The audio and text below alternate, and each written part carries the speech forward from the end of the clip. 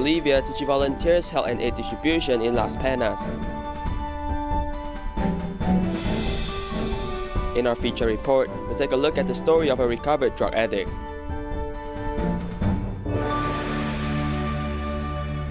Selamat datang ke DaAi Headlines, saya Simon Gan. Terima kasih menyertai sesi berita kita. In Bolivia, Tzu Chi volunteers held the 8th aid distribution at Las Penas. Most of the locals there are single mothers and rely on making bricks for a living. Tzu Chi's aid supply came just in time to help the locals during the tough time of the pandemic. Unlike the city view, barren lands are seen along the way. The roads are also very uneven. Tzu Chi volunteers are heading to Las Penas, which is the furthest from the capital city.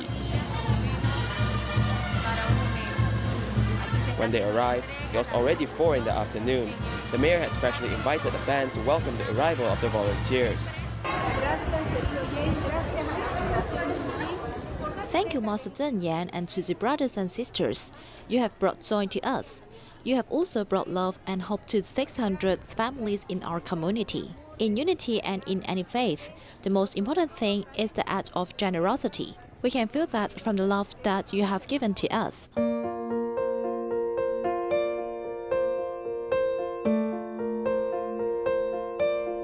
The distribution was held at a local school. When the volunteers finished preparing the distribution site, it was already 8:30 at night. It is a rare sight to see so many people at the school at night. Most of us are single mothers and we need to work every day. However, our income is very limited. We are very thankful for the aid provided. Every family is able to receive 7 different daily supplies, which includes 37 kilograms of food. The supplies are able to sustain each family for a month. The locals did not expect to receive that much food from the distribution. This is the best gift that I have ever received. For us, the supplies are of great help because they are the daily necessities that we need. To be able to receive the supplies, it is truly a big surprise for us. Most of the residents living here make bricks for a living, and life has been very tough for them. Due to the pandemic, their lives have worsened. The aid supplies provided by Tzu Chi came just in time. We need to have a turn of hands to help those in need. Whenever we reach out our hands to shake and show respect to others, this is when we need to be someone who lends a helping hand to others. Besides being grateful towards Tzu Chi, the locals also helped out one another. By doing so, the power of love will become greater as the days pass. In Canada, Tzu Chi volunteers receive a batch of pandemic prevention supplies donated by a mass manufacturer. Tzu Chi volunteers pack the items and send it to a local long-term care center before the restriction order begins.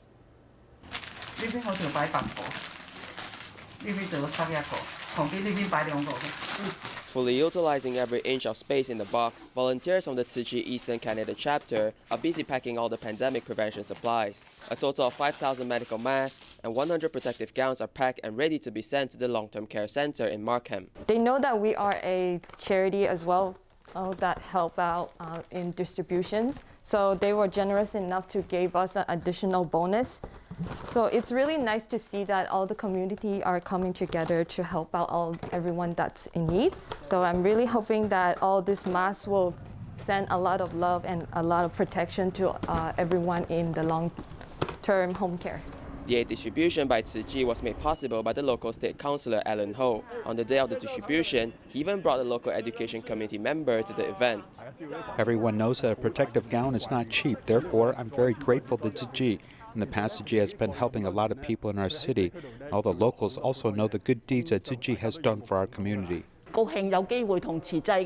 I'm very happy to be able to come here to the long-term care center with Tzu Chi to distribute these pandemic prevention supplies. These supplies represent our care towards all the seniors living in the center. With pandemic prevention supplies, seniors can stay safe during the pandemic and also have a blessed winter.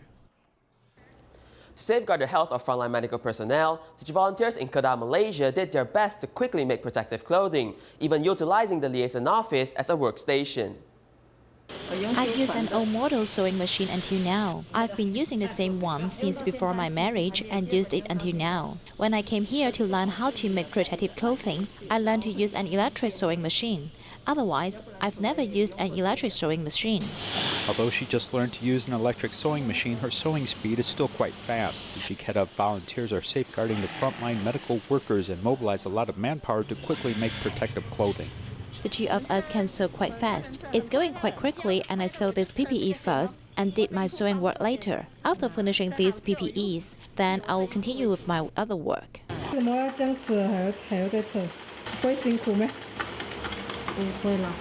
No, I think that doing this brings me some joy, and it makes me feel like this is a blessing to do this work.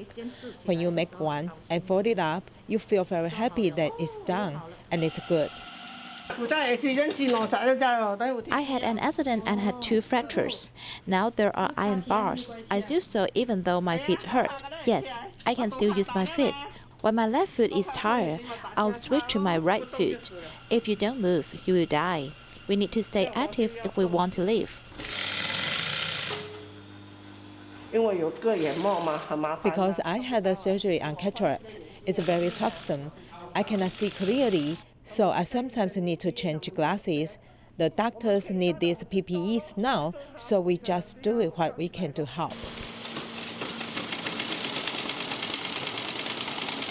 The Kedah liaison office has turned into a small factory, and the production of protective clothing is in full swing.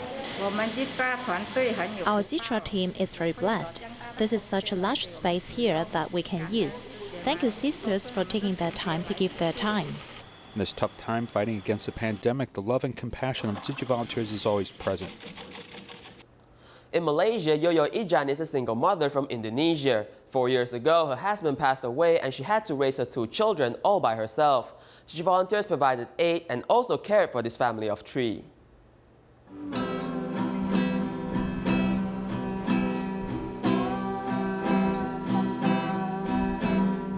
As her son is studying in a technical school in Pahang, this is a rare opportunity for Yoyoh and her son to bond. She has indulged herself in music. He does not need to give me anything. As long as we can sing together just like this, I'm already satisfied. 40-year-old Yoyoh Ijan is from Indonesia, and her husband passed away 4 years ago due to a heart attack. She had to shoulder the responsibility of both parents to raise her 2 children. Many people would ask me if the welfare department have provided me with any subsidies, and I would tell them no, because I am not a Malaysian citizen. My identity card is red in color, and that is the problem. Due to the pandemic, her income was also affected, making life even harder. Fortunately, Tzu Chi's neighborhood relief program has helped Yoyoh Ijan find a silver lining in life. She told me that all the money she received from Tzu Chi will be given to her children because her children are still very young. One is 13 while the other is only 8. Therefore, she's unable to head out to work. Yoyoh and her children are only able to rely on each other as she leaves the best for her children. Even though her health is in jeopardy, she still insists on cultivating her children to become successful. She has breast cancer, yet she still doesn't have the time to have a proper medical checkup. Everything she does is always for her children. Due to the pandemic, classes were switched to online learning. As the family only have 1 computer, it has been a great challenge for the 2 children at home. If everyone is required to finish the homework within a week, I might have less time to complete them. Because I would have less time to use the computer, and I can only wait till my classmates complete their homework before borrowing their computers. No matter how poor a family is, children should not be deprived of education. Tzu Chi volunteers assisted in finding second-hand laptops, helping them change their learning environment. Although the 3-month relief program has come to an end, volunteers continue to provide care to this family, treating them as their own family members. In Taiwan, as it is the winter season, homeless people on the streets are suffering from the cold. Tzu Chi volunteers have prepared ginger tea, sleeping bags, blankets, and other supplies for them. It is hoped that the supplies and care may bring warmth to their hearts. 10几年来我们如果一寒流一来那我们都会做接应的关怀，因为疫情有一些失业或是事业上是会有一些变化。我的疫情接有会比往年多。 Volunteers organize all the winter supplies into bags, hoping to bring these goods to the homeless soon.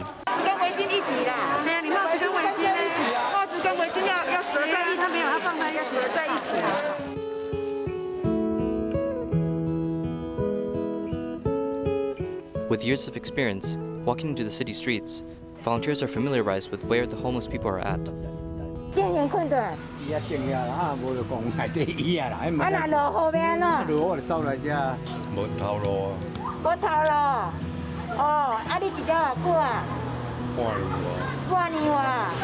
While distributing winter supplies, volunteers patiently listen to bitter stories from the homeless. At 15 degrees Celsius, these supplies may prevent the cold.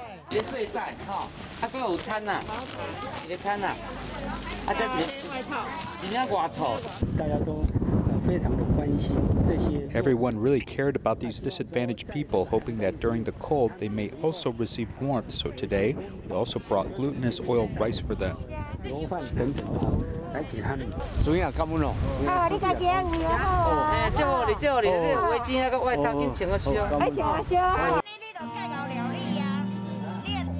The rainy night is now filled with warmth and love, as volunteers continue to care for people in need.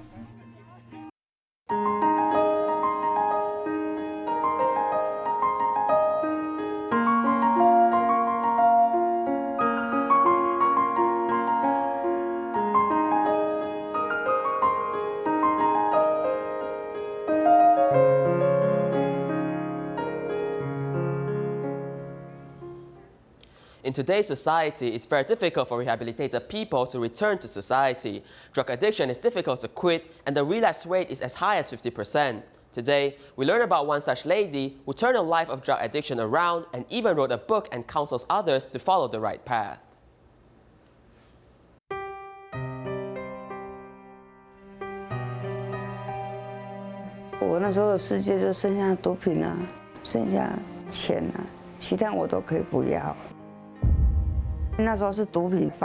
When a drug seizure came, I would constantly tremble.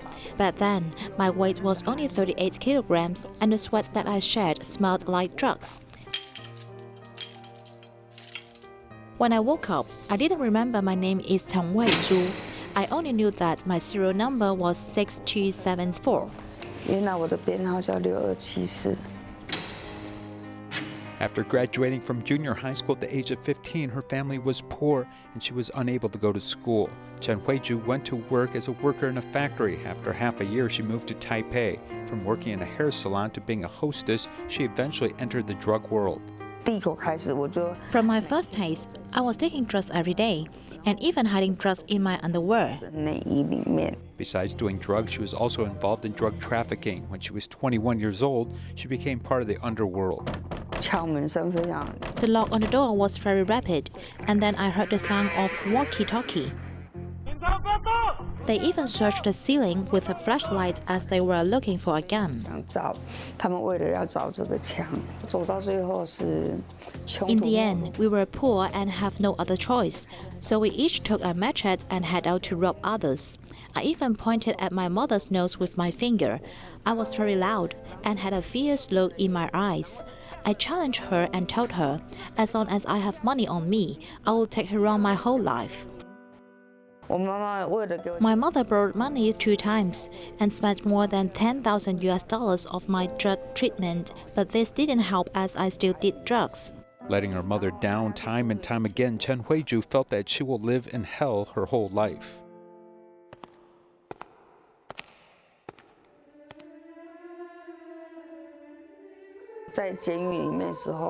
When I heard the gossip in prison, I began to confess. When I heard the songs, tears flowed like turning on a tap, and I didn't even know why. After she was released from prison, she came to Taichung Zion Church and gave birth to a daughter at a halfway house. The love of her church congregants helped her. At that time, she gave birth to the baby. We had sisters, so I helped her raise the baby. If you want to hire a nanny, you also need money. So with this, she slowly recovered. When I came here, I was surrounded by love. She is willing to admit that her past led her the wrong way. She can stand up now and walk in the bright direction.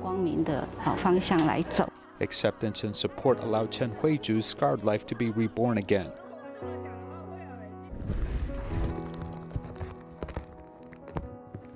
She became an anti-drug messenger, going to prison to testify, publishing books, and encouraging prisoners through personal letters. I started writing at 10 o'clock at night and finished at 2 o'clock in the morning. I estimate that I have wrote more than 20,000 letters.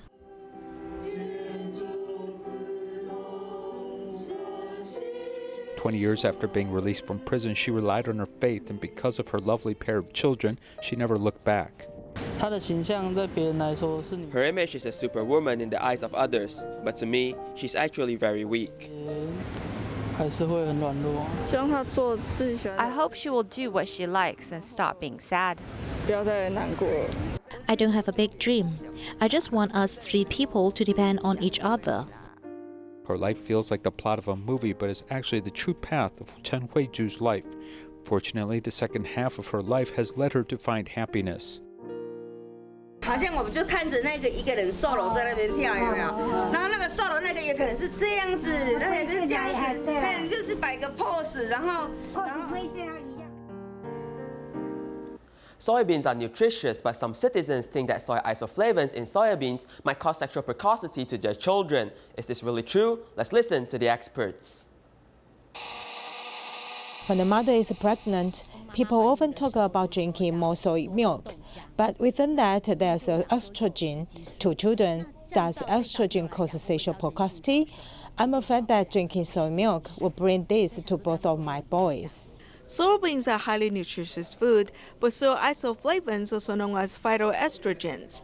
Within a kilogram of soybeans, 20 to 40 grams of soy isoflavones can be extracted. For example, if you consume a kilogram, the intestinal tract only absorbs 20% of that.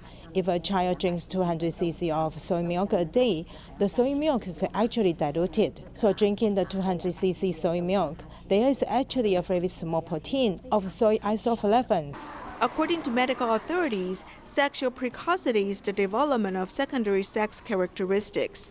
This represents a girl's breast development before the age of 8 and the boy's testicle development before the age of 9. Doctors suggest that babies after 4 months may start to consume little non-staple food, and a balanced, nutritious meal is suggested to control weight.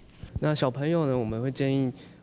to the children, we recommend them eating natural foods, avoid eating processed and deep-fried products. This is to prevent obesity in children. When there is an overweight situation, the children might suffer from hormone imbalance. The most important lesson here is not to trust myth or to consume soy milk and milk like water. Whenever your children have secondary sex characteristics, immediately go see a doctor. In Indonesia, 7-year-old Jafran suffers from multiple major disabilities due to German measles. He's unable to hear nor speak, and his vision is blurred. Last year, he was listed as a Tzu Chi recipient and received a cochlear implant, enabling to hear sounds once again.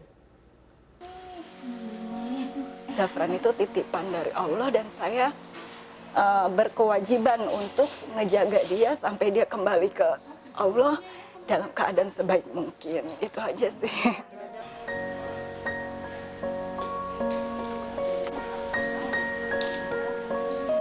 Since birth, Jafran suffers from multiple major disabilities due to German measles. He's 7 years old now, but he has blurry vision and is unable to hear nor speak. His parents are not wealthy and have already spent most of their savings for 5 surgeries on the heart, cataracts, and even hernia.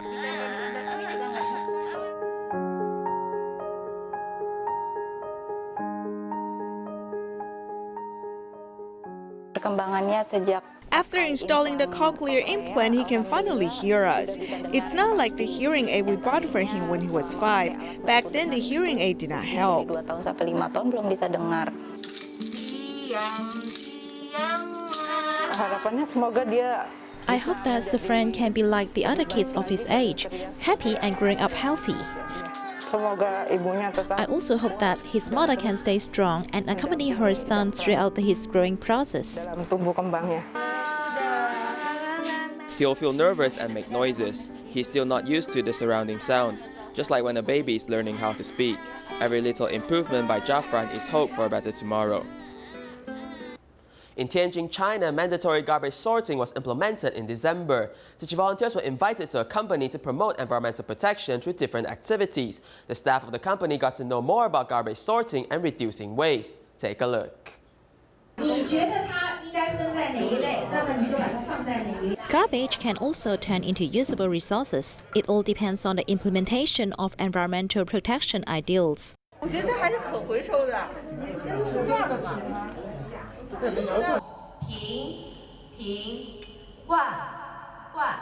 Chi volunteers were invited by a company to promote the concept of environmental protection. The products in their hands were made by recycled plastics. Including our volunteer scarves are made of recycled plastic bottles. I have learned a lot about sorting recyclables. Many of my queries have been solved today. When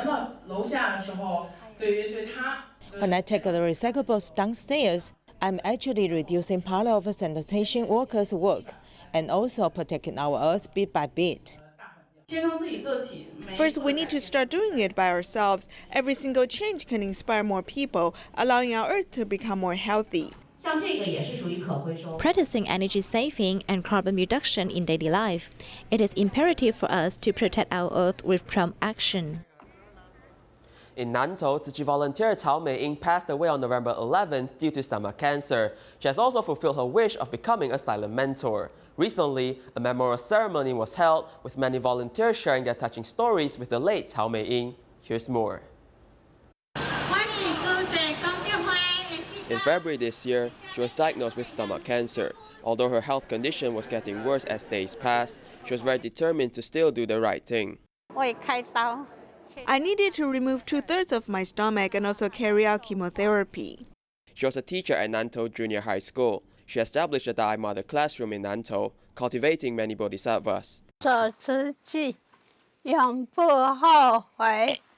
Even until her very last breath, all she taught about was Tzu Chi.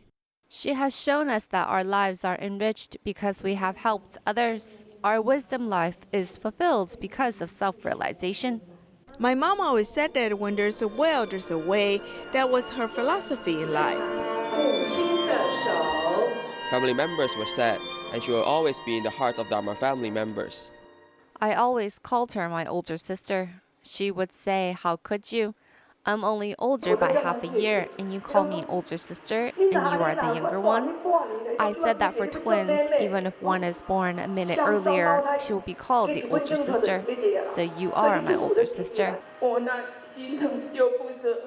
We're very heartbroken, do you know? You have left us now and we feel very helpless. We can always wish you all the best. There were many blessings for her as Cao Mei-ying has completed her life's journey. Her role model actions will also be remembered in the hearts of all forever. We really love you. I hope that you will head into a better place and vow to come back once again.